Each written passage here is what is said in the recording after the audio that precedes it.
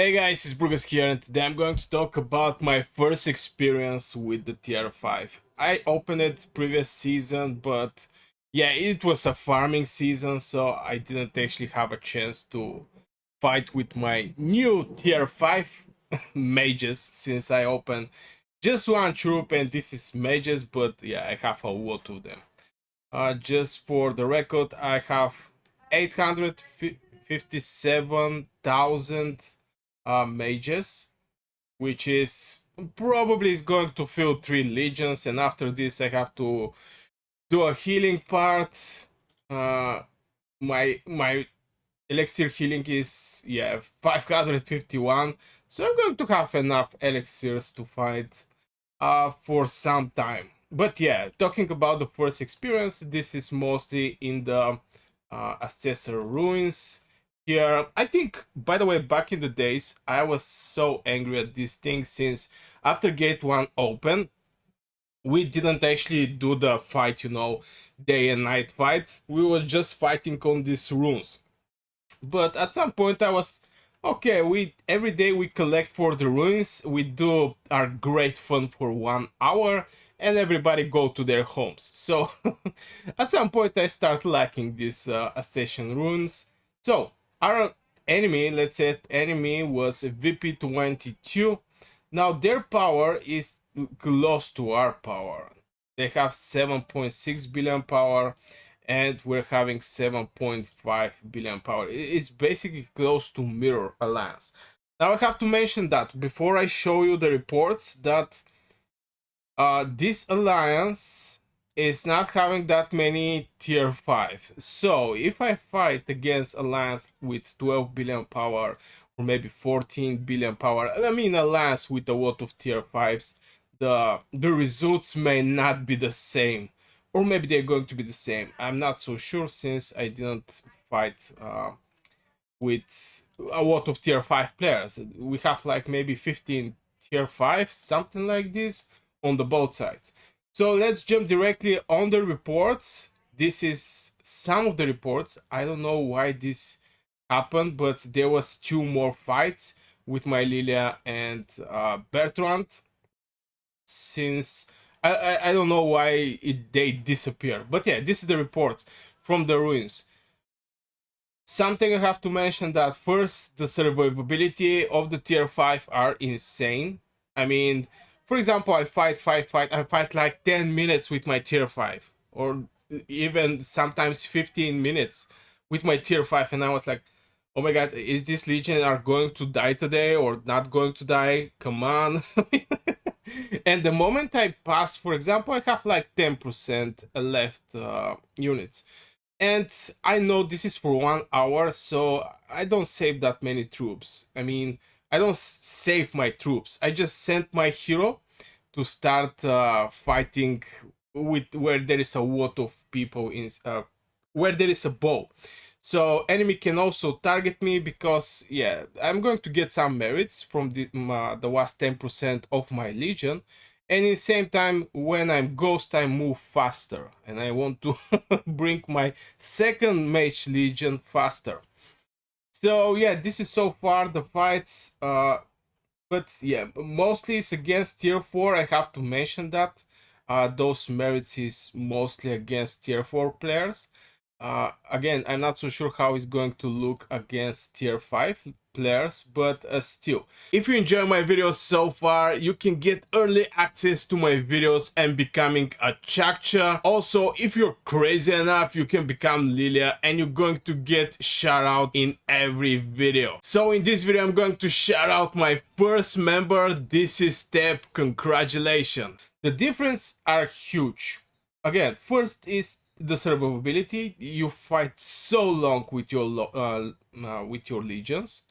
The second part is the merits. Now, back in the days, I was making like 15, 17, sometimes 20 something K merits with my mages. Right now, at minimum, I get 32K, and just because I go like Rambo and people jump on me.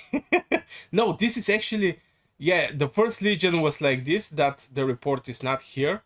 But yeah, the last one is basically everybody was going home, and I fight with couple people. That's why not that many merits.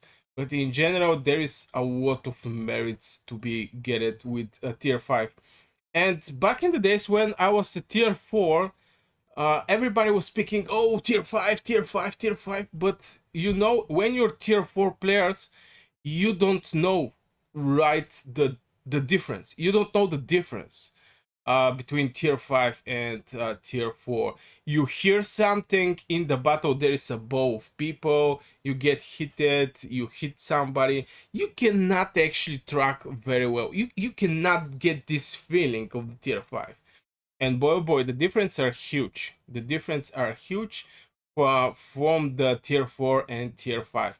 And of course, opening tier 5 is one of the main goals in Call of Dragons. So it was, yeah, extreme surprise that I start making so much merits. So much merits. I was looking where is the other report from the first fight, but I don't have it. And yeah, so far this is the merits. My heroes, some of them are developed, some of them are not that much developed. This is also something that I have to mention. My Lilia is awakened. I mean, I think this is from season 1. I think this is the best investment somebody can actually make, is getting your Lilia. After this is Bertrand, who is not again well developed, is 5-2-4-1. I have Velin, which is needing 3 skills here, but still is not awakened. I'm going to try to awake my Velen to open this snow blind, where it's going to do some extra damage. And when you combine Velen with Waldir as commander, you're going to get very nice benefits.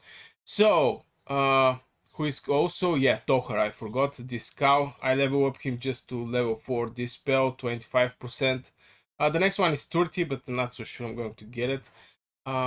And who else? Yeah, I'm going to use also indies. Maybe I'm going to share with you my legions that I'm going to make. First legion is going to be Lilia and Tohar. Lilia doing massive damage, Tohar boosting with this 25% extra hero skill damage, which is decent. Also, Tohar is doing like in total 1500 damage factor, which is a decent one. It's not a rage skill, but still is a decent spell. The second legion I'm going to run is Waldir in combination with a Velen. Waldir again with the skill tower tree is going to be the commander. Velen is going to be the deputy.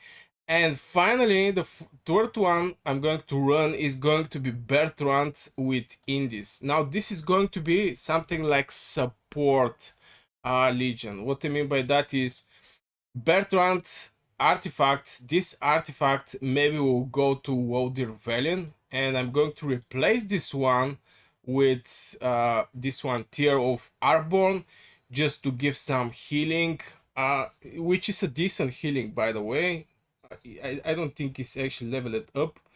Yeah, it's 3 times I level it up, by the way. So it's going to give me some healing. Also, I'm going to get some healing from Indies.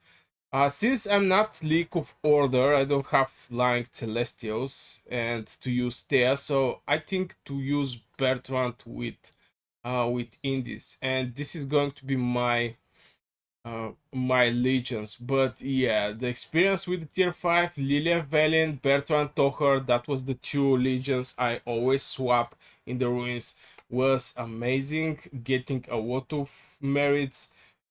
Basically empty the whole merit store with what I think is good to be bought. uh every day refresh the store, stuff like this. And yeah, as a tier 5, getting a lot of merits is going to even allow you to buy speed ups. That means you're going to train more troops or finish researches, or getting universal speed ups, that is more troops. And also you're going to buy every elixir that you have in your um in your in your shop. So the feeling from the tier 5 is great.